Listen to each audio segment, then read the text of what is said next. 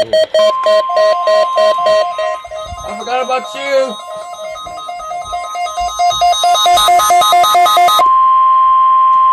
The proceeding was a test of the National Weather Service Emergency Warning System at Columbus, WXM-32.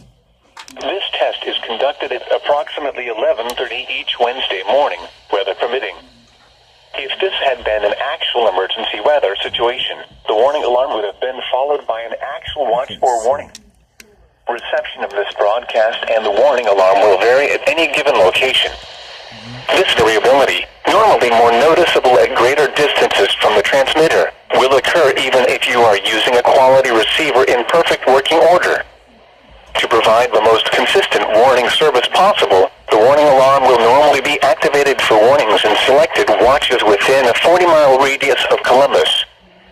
This area includes the following counties within the Columbus listening area. In Georgia, Chattahoochee, Harris, Marion, Muskogee, Stewart, Calvin, and Webster. In Alabama, Lee, and Russell. This concludes the weekly test of the warning alarm system. We now return to our normal weather broadcasting.